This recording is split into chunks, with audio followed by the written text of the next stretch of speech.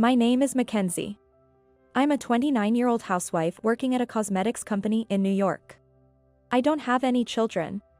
What I'm about to talk about is a story of my mother-in-law, who went too far in bullying me, and her eventual downfall. First, let me start by talking about the bullying I experienced from her. I've cooked for my mother-in-law a few times, but she always complains about my cooking, saying things like, "This is a bit too salty, isn't the meat too tough?" or "This is inedible." This might be a typical mother-in-law thing. But she went so far as to blatantly throw away my cooking in front of me, calling it awful. "I can't eat this anymore, it's okay to throw it away, right?" Saying that, she threw it in the trash can. Since then, I've stopped cooking for her altogether. Moreover, she would badmouth me behind my back. She was spreading all sorts of rumors about me. She said, my son married her reluctantly. Poor boy, deceived by such a woman. A close neighbor even asked me, worried, "She's been telling everyone that, but are you okay?" I didn't want to worsen the bullying from my mother-in-law, so I just replied, "It's the usual, I'm fine." But the harassment didn't stop there. Every time she visited our house, she would check every nook and cranny, and if she found anything not clean to her standards, she'd lecture me. She would even go through my closet and bedroom without permission.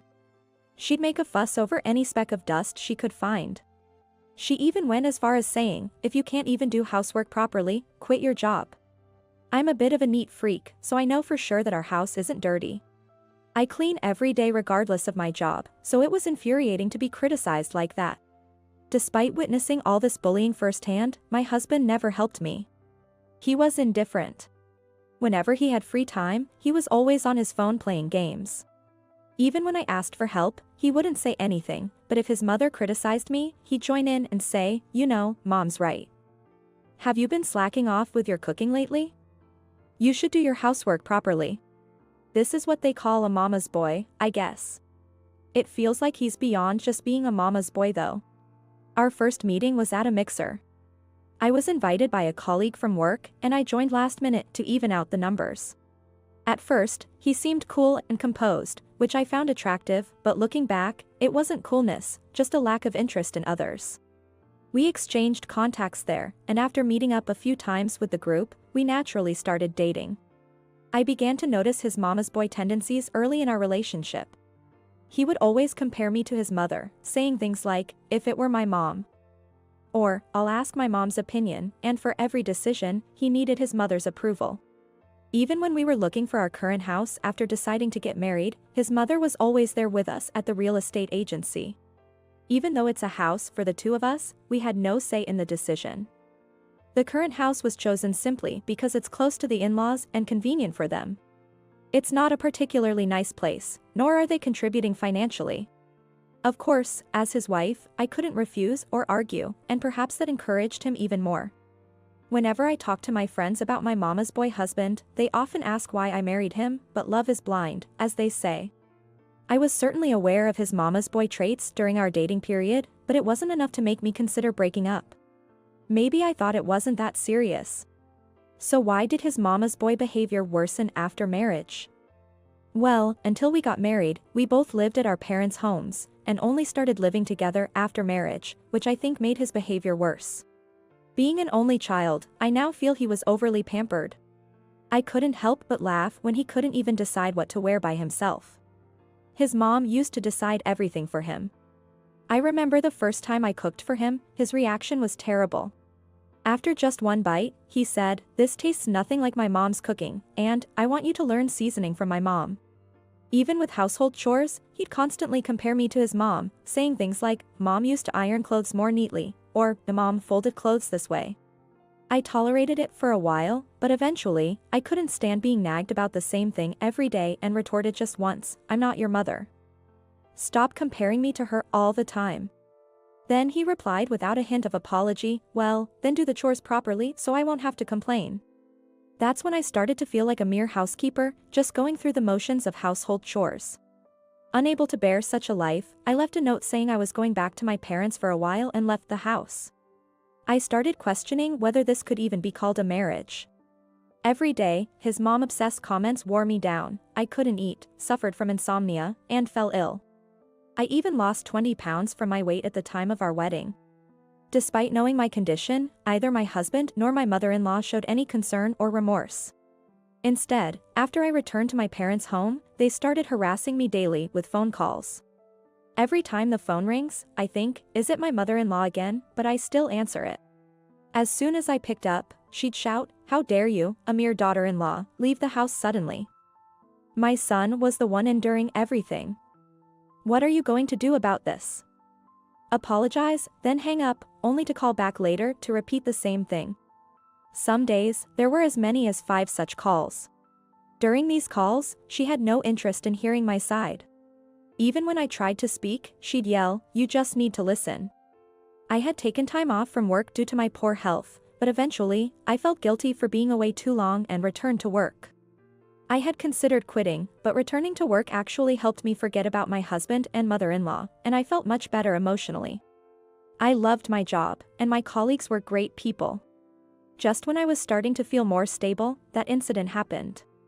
One day, after work, I returned home to find my mom, who was supposed to be out, in the living room. "Mom?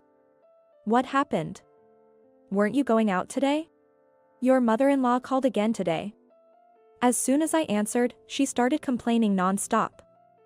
I got so irritated, I talked back. And then she made even more fuss, saying, "That's it. I'll have my son divorce you," my mom recounted, clearly agitated. I was initially astounded that she had escalated from berating me to complaining to my mother, but it turned out that wasn't the case. My mom and I have very similar voices.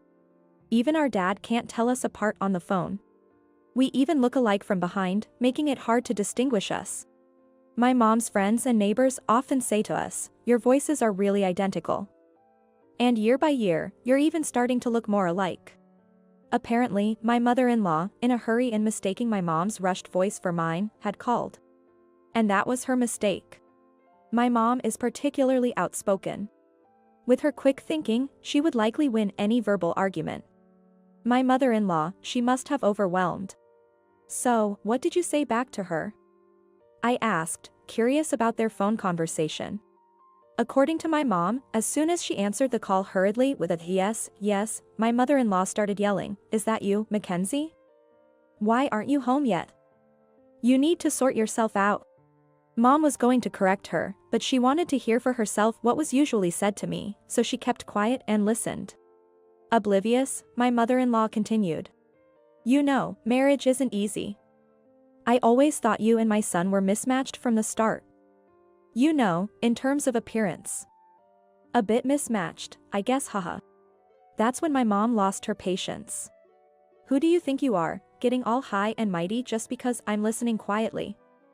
It's your poor upbringing that made your son such a helpless man. Mismatched, you say? Do you even know what people say about your son? A mama's boy who loves his mommy. And you're no better. Go back and start over." Hearing that, I burst out laughing. My mom had said everything I was thinking but couldn't say. Hearing it gave me such a sense of relief. After that, the harassing calls from my mother-in-law stopped abruptly. But, although she had said over the phone that she wanted a divorce, there was no further word from her, so after discussing it with my parents, I decided to hire a lawyer. Thinking it might be useful as evidence, I had been recording our phone conversations. When I played the recordings for the lawyer, they said, "This is definitely advantageous for you. Good job recording it." With the help of these recordings as evidence, the divorce proceeded smoothly. Of course, I was able to get a substantial settlement for emotional distress. There was some resistance regarding the settlement, but my lawyer was excellent and managed to claim the amount I wanted, for which I am very grateful. After that, I had no contact with my mother-in-law or my ex-husband. Time has passed since the divorce, but my mom and I still talk about that phone call. Every time, she laughs, saying, "I wonder if she still thinks she was talking to Mackenzie that time?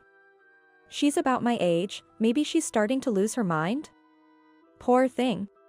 I shudder to think that if it weren't for that phone call, I might still be in that relationship. I'm really grateful to my mom. Later, I heard through mutual acquaintances that my mother-in-law and father-in-law got divorced. It seems my father-in-law had been aware of her bad-mouthing me, but he was also fed up with her bad-mouthing others. My taking legal action and bringing the facts to light was the last straw. My father-in-law, feeling guilty, seemed to have ignored her, thinking, as long as it's just bad-mouthing. He was reportedly very shocked when he heard about the extreme bullying I had endured. He was appalled, saying, "I can't believe she did such terrible things. I can't be with you anymore," and left the house. My mother-in-law tried to reconcile, crying, but he didn't change his mind, and they sadly divorced. Since then, she's become reclusive at home, and her attitude towards her beloved son has changed, leading to daily arguments. As for me, I've been fortunate enough to find a new partner. He cares for his mother but doesn't seem to be a mama's boy. We've met each other's parents, and we all get along well as families. We are blessed by everyone and are very happy.